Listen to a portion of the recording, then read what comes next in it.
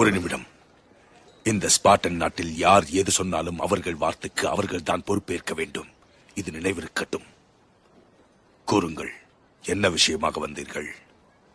நிலமும் நீரும். நிலமும் நீரும் பெர்ஷியாவில் இல்லையா? அதற்காக இங்கு வந்தீர்கள்? எங்களிடம் மதியின்றி பேசினால் இங்கிருந்து மிதிப்பட்டுதான் போவாய், ஞாபகம் வைத்துக்கொள். ஆண்கள் பேசும் பொழுது பெண்கள் குறுக்கிடுவது அநாகரிகம். இந்த வீரமிக்க ஆண்களை பெற்றெடுப்பது ஸ்பார்டன் பெண்கள் தான். சரி, வாருங்கள், நடந்து கொண்டே பேசுவோம். இந்த ஸ்பார்டன் நாடு மண்ணோடு மண்ணாகாமல் இருக்க ஒரே வழி நான் சொல்வதை தாங்கள் கேட்பதுதான்.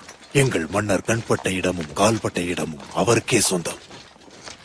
அவரது படைகள் நடந்து வந்தால் பூகம்பம் வருவது போல் இருக்கும். தண்ணீர் குடித்தால் ஓடும் நதிகள் வற்றிவிடும்.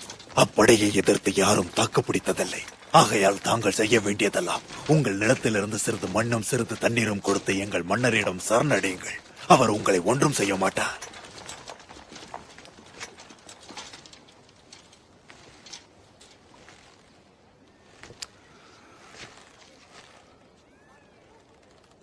சரணடைவதா?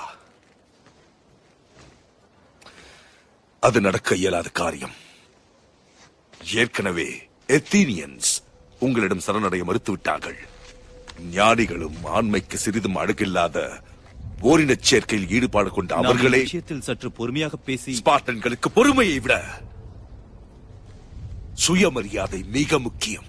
யோசியுங்கள், நீங்கள் சொல்ல போகும் இந்த வார்த்தை உங்கள் கடைசி வார்த்தையாக கூட இருக்கலாம்.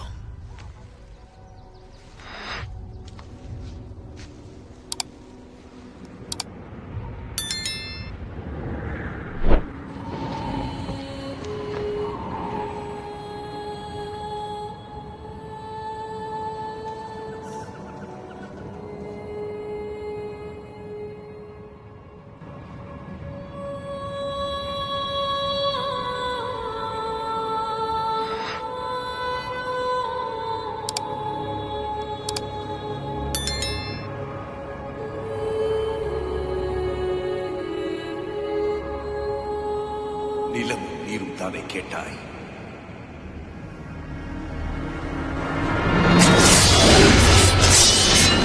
என்ன மிரட்டுகிறீர்களா? இதெல்லாம் என்னிடம் வேண்டாம். நிலமும் நீரும் தானே கேட்டாய்? அது இந்த பாதாளத்தில் நிறைய கிடைக்கும். வேண்டாம். தூதுவரை கொள்வது அரசனியதிக்கு மாறுபட்ட ஒன்று. மாமன்னர்களின் மகுடங்களையும் மண்டை ஓடுகளையும் என் நாட்டிற்கு கொண்டு வந்து மிரட்டுகிறாய். என் ராணியை அவமானப்படுத்தினாய். என் நாட்டு மக்களை சிறைப்பிடிப்பேன் என்று என்னிடமே கூறுகிறாய். நீ பேசும் வார்த்தைக்கு நீதான் பொறுப்பு என்று ஆரம்பத்திலேயே எச்சரித்தும் மீறிவிட்டாய். இது சட்டப்படி தவறு. வேண்டாம்.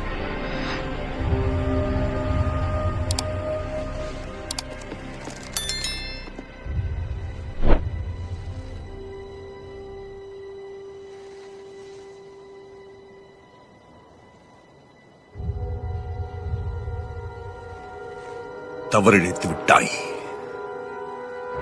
இதுதான் எங்கள் ஸ்பார்டன் சட்டம்.